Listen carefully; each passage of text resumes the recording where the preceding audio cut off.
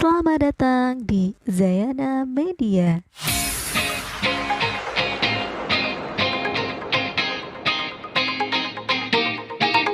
Di masa pandemi ini, jangan lupa rajin cuci tangan, memakai masker, dan menjaga jarak.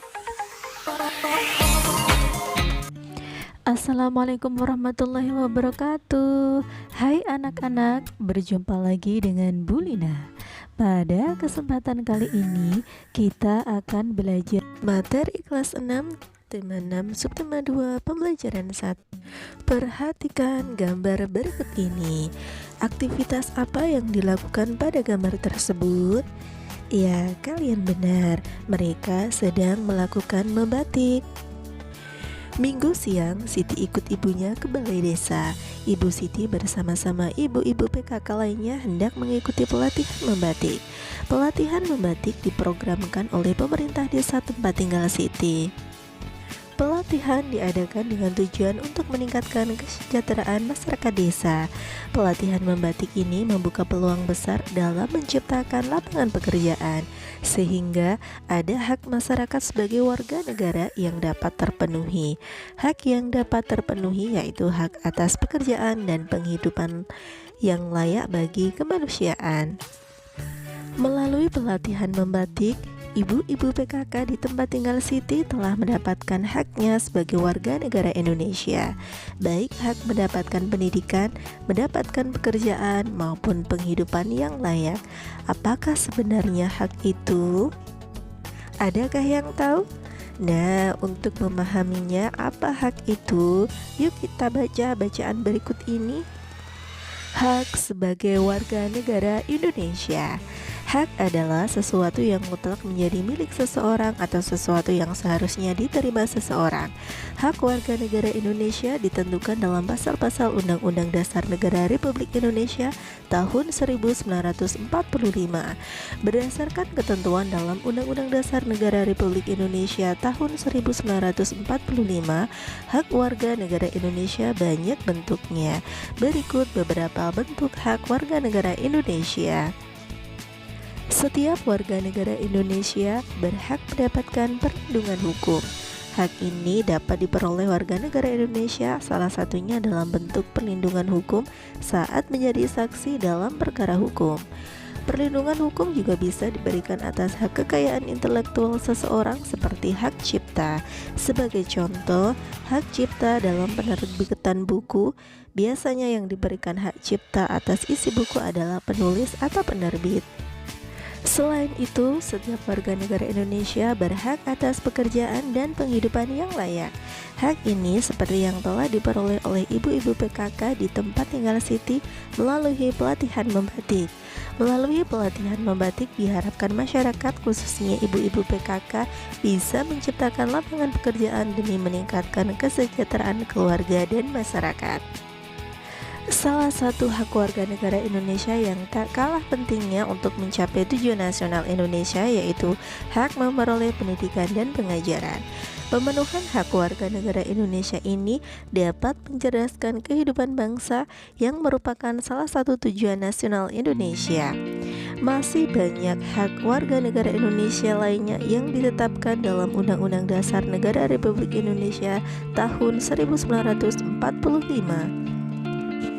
Beberapa di antaranya adalah memiliki kedudukan yang sama di mata hukum dan di dalam pemerintahan, kebebasan memilih dan memeluk serta menjalankan agama dan kepercayaan yang diyakini, mempertahankan wilayah negara kesatuan Indonesia dari serangan musuh, serta kebebasan berserikat, berkumpul, dan mengeluarkan pendapat secara lisan dan tulisan sesuai undang-undang yang berlaku. Penuhilah hakmu secara seimbang dengan cara melaksanakan kewajiban sebagai warga negara Indonesia. Nah, anak-anak, banyak sekali bukan hak yang kita ketahui dari bacaan tersebut? Akan tetapi kita harus memenuhi hak secara seimbang dengan cara melaksanakan kewajiban sebagai warga negara Indonesia. Anak-anak, teks tersebut merupakan jenis teks non-fiksi, yaitu teks atau tulisan yang dibuat berdasarkan fakta, realita, atau hal-hal yang benar-benar terjadi. teks non-fiksi tersebut terdiri atas 5 paragraf yang setiap paragrafnya terdapat gagasan utama. Apakah gagasan utama itu? Gagasan utama adalah suatu gagasan atau ide yang sedang dibicarakan atau dibahas dalam sebuah paragraf. Gagasan utama disebut juga gagasan pokok, pikiran utama, pokok pembicaraan atau pokok pikiran. Dalam setiap paragraf terdapat gagasan utama, baik tertulis maupun tersirat. Gagasan utama dapat kamu kenali dengan 2 cara. Yang pertama, membaca teks dengan cermat, kemudian menjawab pertanyaan apa yang sedang dibahas pada teks tersebut. Yang kedua, menemukan kalimat utama pada setiap paragraf, kemudian menarik kesimpulan gagasan-gagasan utama setiap paragraf dan menyimpulkan gagasan utama teks. Kalimat utama adalah kalimat yang bersifat umum dan mengandung gagasan utama. Kalimat utama pada paragraf pertama adalah hak warga negara Indonesia banyak bentuknya, sedangkan gagasan utama paragraf pertama adalah hak warga negara Indonesia. Kalimat utama pada paragraf kedua adalah setiap warga negara Indonesia berhak mendapat perlindungan hukum, sedangkan gagasan utama paragraf 2 adalah hak mendapatkan perlindungan hukum. Selanjutnya, kalimat pada paragraf ketiga, yaitu setiap warga negara Indonesia berhak atas pekerjaan dan penghidupan yang layak, sedangkan gagasan utama paragraf 3 adalah hak mendapatkan pekerjaan dan penghidupan layak.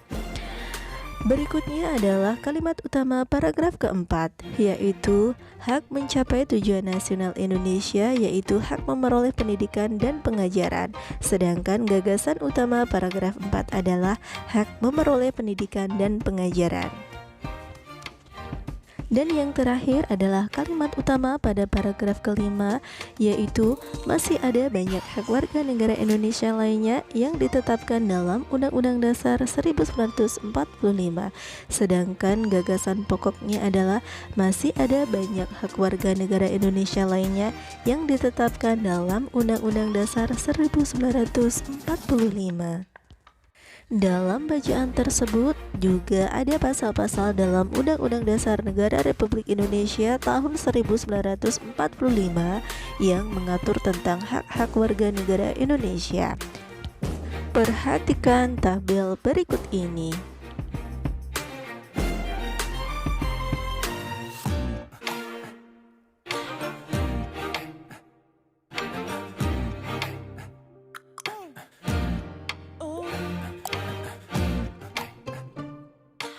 Melestarikan budaya bangsa Indonesia termasuk upaya mempertahankan kemerdekaan Negara Kesatuan Republik Indonesia.